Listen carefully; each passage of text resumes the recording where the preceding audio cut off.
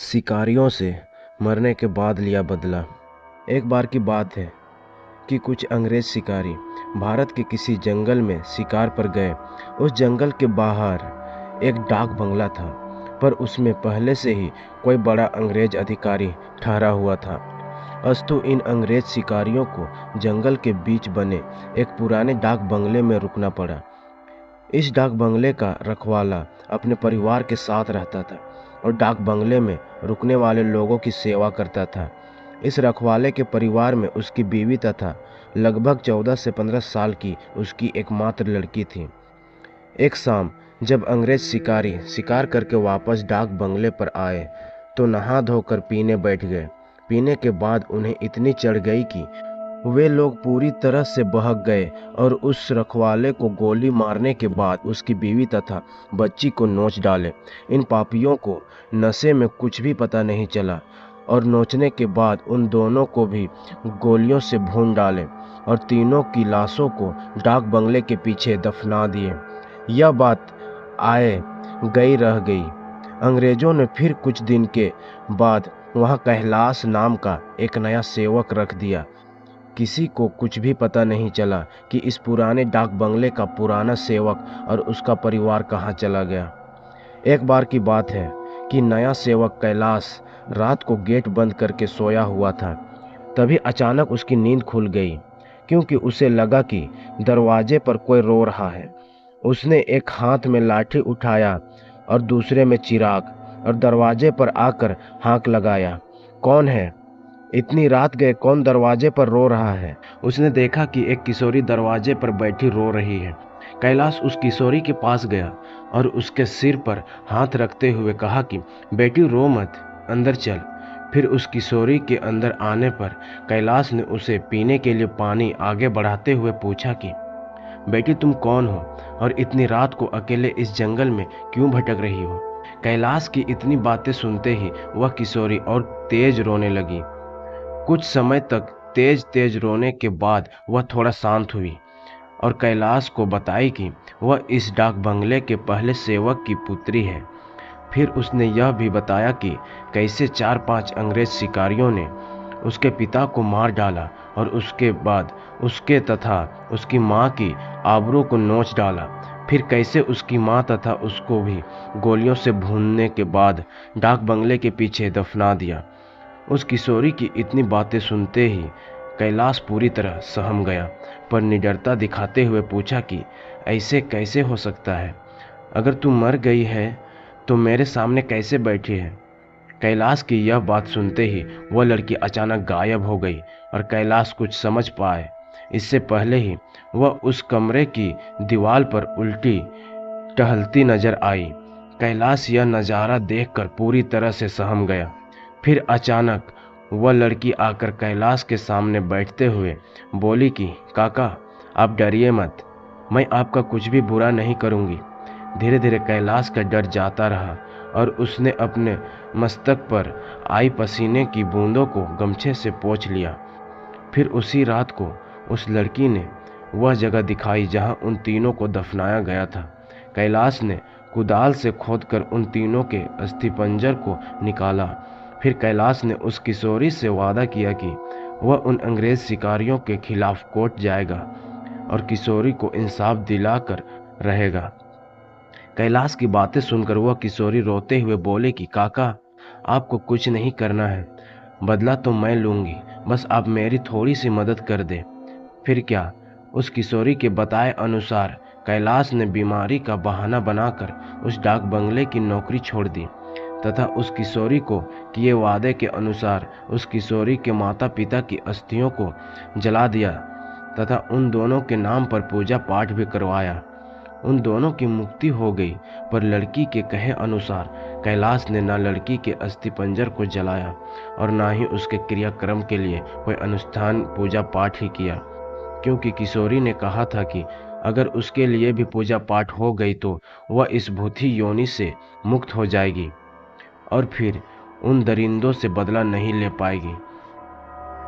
समय बीतता गया और अब उस डाक बंगले में कोई नया सेवक आने को भी तैयार नहीं होता। क्योंकि कैलाश वहीं आसपास मंडराता रहता और नए आने वाले सेवक को भूती कहानी सुनाकर भगा देता। कभी कभी वह किशोरी भी अपनी भूती कारनामे से आने वाले नए सेवक को 9-2-11 कर देती, पर वह बंगले पर शिकारियों का आना कम नहीं हुआ। वे आते और खुद ही अपनी व्यवस्था करते, पर जो अब आता वह वापस नहीं जाता, क्योंकि उस डाक बंगले में ठहरने वाला हर अंग्रेज शिकारी उस लड़की का शिकार हो जाता।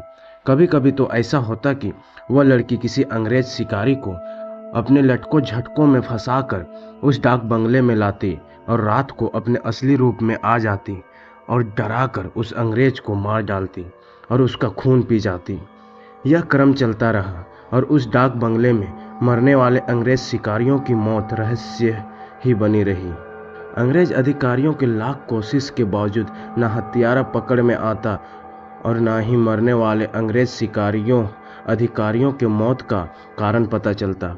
धीरे धीरे यह खबर आसपास के क्षेत्रों में अंग्रेज शिकारियों आदि में फैल गई कि पुराने डाक बंगले में ठहरने वाले हर शिकारी की रात तो होती है, पर वह दूसरे दिन का सूरज नहीं देख पाता। 2-3 और वर्ष बीते और अब वह डाक बंगला खंडर हो गया, क्योंकि अब किसी में भी हिम्मत नहीं थी कि वहाँ ठहरते। आखिर किसको अपनी जान की परवाह नहीं होती। पर वह किशोरी भूतनी जो अब युवती बन गई थी, उसी डाक बंगले में रहकर अपने हथियारों का इंतजार करती। दिन में उधर आने जाने वाले लोगों को उसका एहसास होता, क्योंकि वह बराबर रोती रहती पर किसी को दिखाई नहीं देती। एक बार की बात है कि वह युवा भूतनी उस जंगल में रह रहे एक युवा भूत तथा युवा भूतनी के संपर्क में आई। ये दोनों आदिवासी थे और जंगल में लकड़ी काटते समय किसी अंग्रेज शिकारी के शिकार बन गए थे। युवा भूतनी उन दोनों को लेकर शहर की ओर निकल गई। युवा भूतनी उन दोनों भूत भूतनी के साथ शहर में घूम घूम कर अपने हथियारों की तलाश करती रही। 2-3 दिन की मेहनत के बाद ही वह अपने हथियारों को पहचान ली। एक दिन वह शाम के समय खूब खूबसूरत युवती बनकर उनमें से एक हत्यारे अंग्रेज शिकारी के घर पर गई। घर पर उस अंग्रेज के सिवा कोई नहीं था। फिर उसने खूब लटके झटके दिखाए और उस अंग्रेज को अपनी सुंदरता में फांस लिया। रूप लुभावन हो तो अच्छे अच्छों को फंसते देर नहीं लगती।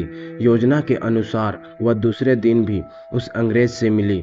फिर उसे पूरी तरह विश्वास में लेने के बाद एक दिन बोली कि क्यों नहीं हम लोग शिकार पर चले। अंग्रेज ने कहा कि अच्छी बात है, मेरे कुछ मित्र शिकारी हैं, उन्हें भी लेकर चलते हैं। फिर क्या था, उस युवती भूतनी ने उस अंग्रेज से कहा कि मेरी एक और सहेली है, वह भी बहुत ही खूबसूरत है और शिकार पर जाना पसंद करेगी। फिर दूसरे दिन उस युवती भूतनी ने अपने साथ आए हुए दूसरी युवा भूतनी से उस अंग्रेज शिकारी को मिलवाया। अब तो अंग्रेज पूरी तरह उस भूतनी के माया जाल रूप जाल में फंस चुका था। एक दिन सुबह सुबह वह अपने उन्हीं पुराने दोस्तों के साथ जंगल की ओर निकल पड़ा। दिन भर शिकार करते रहे और खूब मौज मस्ती भी। शाम होने को आई तो अंग्रेज शिकारियों ने कहा कि अब सूर्य ढलने लगा है, क्यों ना हम लोग वापस शहर लौट चलें। अंग्रेज की बात सुनकर उस युवा भूतनी ने कहा कि ना, आज रात हम लोग यहीं ठहर कर जंगल का आनंद उठाते हैं। पर एक अंग्रेज शिकारी ने कहा कि हमने पहले से डाक बंगला तो बुक किया ही नहीं है, ठहरेंगे कहाँ।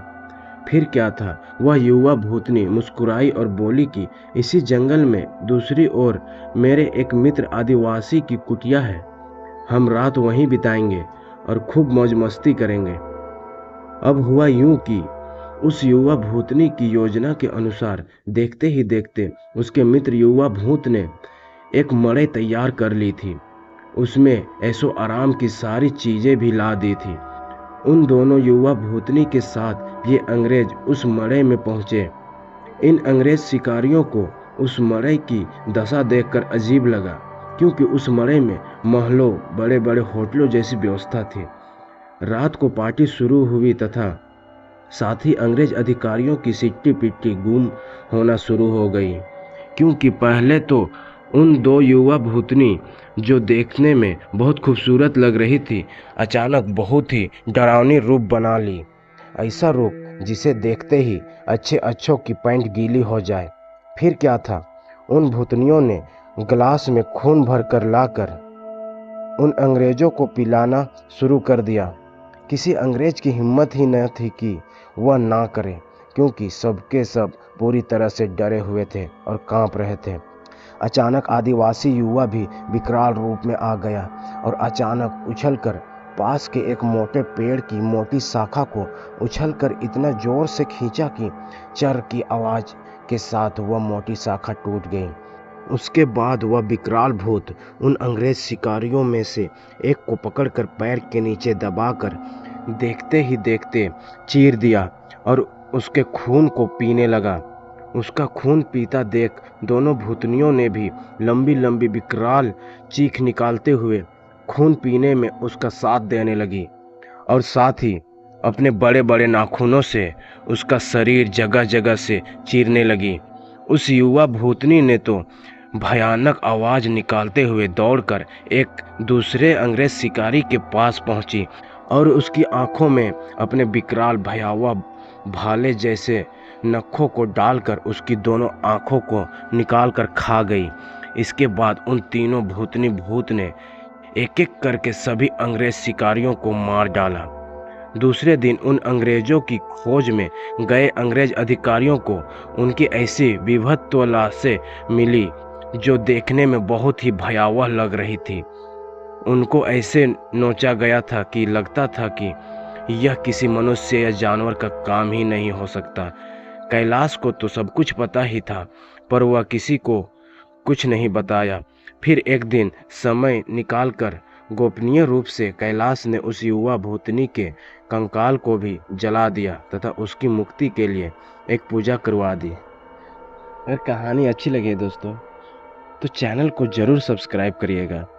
इसी से हमें प्रोत्साहन मिलती है ताकि हम आपके लिए ऐसे ही नई नई कहानियाँ लाते रहें। थैंक यू दोस्तों।